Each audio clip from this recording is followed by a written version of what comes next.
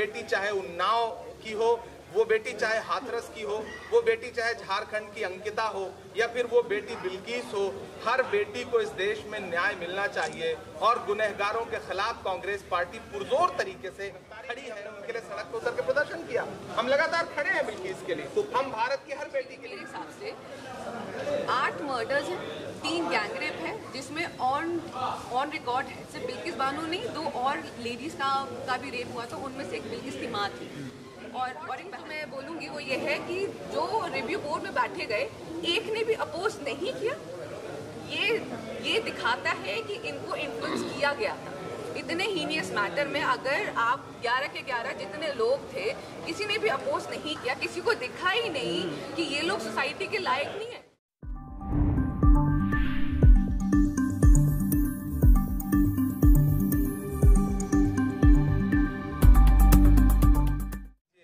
बेटी चाहे उन्नाव की हो, वो बेटी चाहे हाथरस की हो, वो बेटी चाहे झारखंड की अंकिता हो, या फिर वो बेटी बिल्किस हो, हर बेटी को इस देश में न्याय मिलना चाहिए। और गुनहगारों के खिलाफ कांग्रेस पार्टी पुरजोर तरीके से खड़ी है, खड़ी रहेगी। लेकिन एक बीजेपी नेता का एक बयान आया है कि वो कह रहे हैं कि जो ब्राह्मण होते हैं वो संस्कारी होते हैं। अभी इस पर तो आपको बीजेपी जो विधायक हैं उनसे पूछना चाहिए कि वो ये सवाल, इस तरह का सवाल उन आरोपियों के लिए इस तरह का जातिगत या धार्मिक बयान देना, तो ये भारतीय जनता पार्टी की संस्कृति रही है।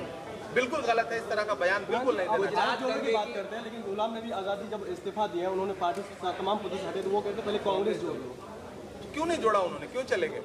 कांग्रेस के इतने बड़े नेता थे, क्यों चले गए? उन्हें जोड़ना चाहिए था, अपनी जिम्मेदारी से भागे वो तो कह रहे कि सिक्योरिटी गार्ड की बात सुनते रहो। कहते हैं उनकी क्यों नहीं सुनते थे? वो इतने बड़े नेता रहे। कभी आप उनसे पूछिए कि आपकी क्यों नहीं सुनते थे? आप 42 साल आप पदों पर थे।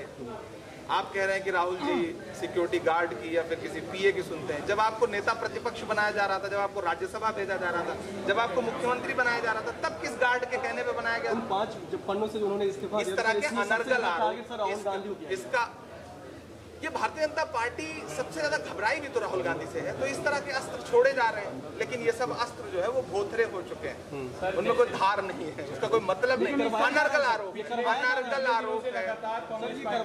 महंगाई और तमाम मुद्दों पर प्रदर्शन किया है, क्या बिल्किस बानो पर इस तरह से स्टैंड क्लियर कर सड़कों पर उतर जाएगा? हम पूरी तरह से बिल्किस के लिए खड़े, हमारे लोग सड़कों पे उतर रहे हैं। आप अल्पसंख्यक विभाग के ट्विटर हैंडल और फेसबुक प्लेटफॉर्म उठा के देखिए, हम लगातार कई अलग अलग राज्यों में बिल्किस के लिए सड़क पे उतर रहे हैं। हम लगातार ज्ञापन दे रहे हैं डीएम के जरिए राष्ट्रपति महोदय को। लगातार हम बिल्किस के मुद्दे पर खड़े हैं। कांग्रेस पार्टी के सारे ट्विटर हैंडल उठा के देख लीजिए। राहुल जी 10 बार बोल चुके, प्रियंका जी बोल रही हैं, जयराम रमेश जी बोल रहे हैं, सुप्रिया सुले जी ने बाकायदा प्रेस कॉन्फ्रेंस की। मैं अपने विभाग की तरफ से लगातार खड़ा हूँ। मैं गुजरात गया, मैं वहां भी हमारे 3 विधायकों ने गिरफ्तारी दी, हमने उनके लिए सड़क पर उतर के प्रदर्शन किया। हम लगातार खड़े हैं बिल्किस के लिए, तो हम भारत की हर बेटी के लिए खड़े हैं। सुप्रीम कोर्ट ने गुजरात दंगे का सारा फैसला क्या कहना? माननीय उच्चतम न्यायालय, उनके फैसले, उस पर कोई टीका टिप्पणी कौन कर सकता है? कौन कर सकता है? माननीय उच्चतम न्यायालय को जहां स्वतः संज्ञान लेना चाहिए, वहां अगर फाइलें बंद हो रही हैं तो उनके अपने विवेक का मामला है। बिल्किस के मामले में हम सब आशा कर रहे थे कि अब तक न्याय मिल जाएगा, लेकिन 2 हफ्ते का समय दिया है। आशा है कि 2 हफ्ते बाद जब फिर से सुनवाई होगी, राज्य सरकार जवाब दाखिल करेगी, तो बिल्किस को न्याय जरूर मिलेगा। मैम, क्या कुछ कहना चाहेंगे बिल्किस केस के बारे में, जो 11 आरोपियों को इतनी आसानी से छोड़ दिया गया, और क्या ये एक छोटा सा अपराध था?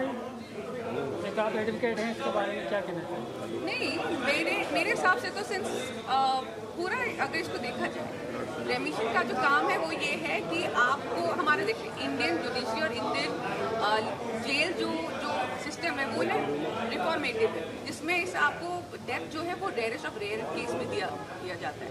तो जेल में रख के आप सोसाइटी के लायक बने, फिर आपको छोड़ा जाता है। ये है जो हमारा कानून है इंडिया का।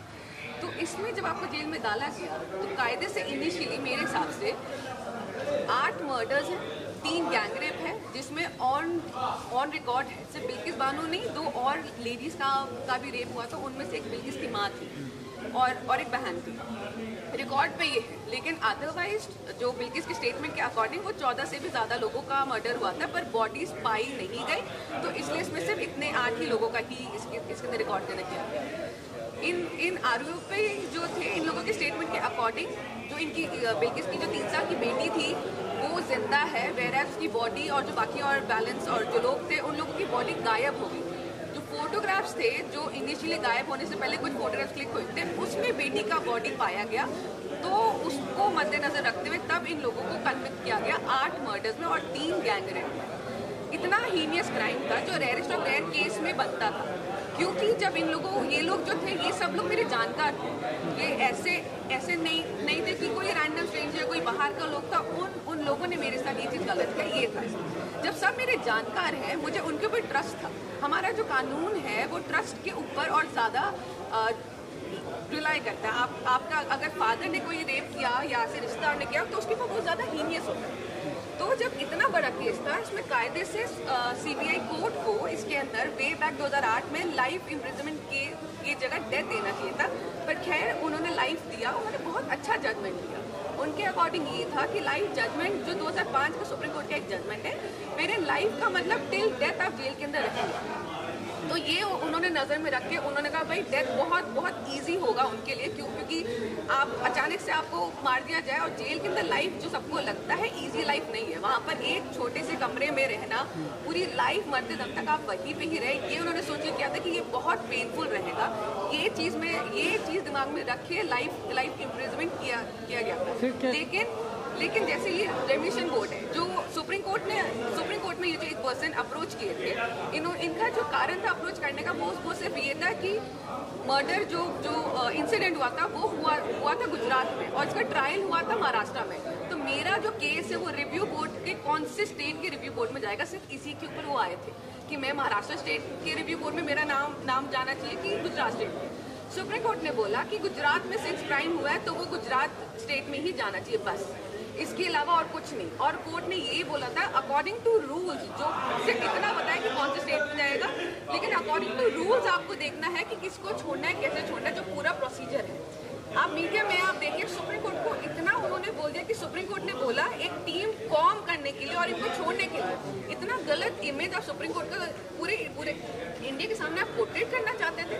मीडिया को इतना बैडली कंट्रोल किया हुआ कि हम इतना गलत स्टेटमेंट दे रहे हैं, ये चीज़ बिल्कुल नहीं था कोर्ट का।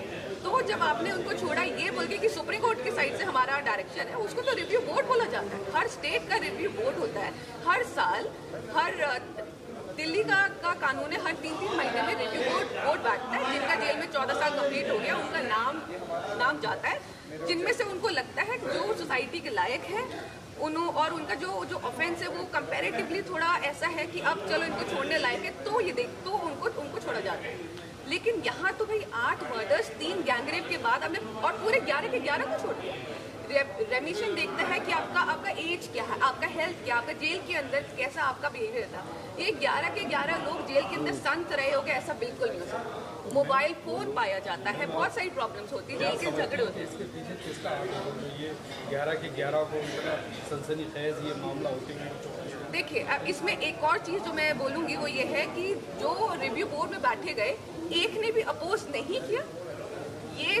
ये दिखाता है कि इन हीनियस मैटर में अगर आप 11 के 11 जितने लोग थे किसी ने भी अपोज नहीं किया, किसी को दिखा ही नहीं कि ये लोग सोसाइटी के लायक नहीं है। रेमिशन में हमेशा देखा जाता है कि जो इंसान है जो जेल के अंदर था वो सोसाइटी के लायक बना कि नहीं, लेकिन ये भी देखा जाता है कि वेदर सोसाइटी उस इंसान को लेने लायक है कि नहीं है। इतने बड़े मैटर में, इतना बड़ा जो इतने साल मैटर चला, उसमें 11 के 11 लोगों को आपने एक झटके में आपने छोड़ दिया। ये दिखाता है कि ये इम्पार्शियल था, इसके अंदर आपका इन्फ्लुएंस था और जो जिन लोगों ने ऑर्डर पास किया इन्होंने बकायदा इन्फ्लुएंस हो के ऑर्डर पास किया और उनका उसके अंदर पर्सनल कुछ इंटरेस्ट था तभी। मैं इमरान प्रतापगढ़ी के यहाँ एक शायर शेयर करके शुरू करूँगा। पास आकर भी दूर चले जाते हैं और हम अकेले थे, अकेले ही रह जाते हैं। दिल का दर्द किसी को सुनाए, वाले ही जख्म दे के चले जाते हैं। तो मैं यहाँ इमरान प्रतापगढ़ी से यहाँ पर अभी हमने बातचीत करी और इमरान प्रतापगढ़ी अभी यहाँ पर बात कर रहे हैं। अभी इमरान प्रतापगढ़ी खड़े थे, उनका कहना है कि अभी 148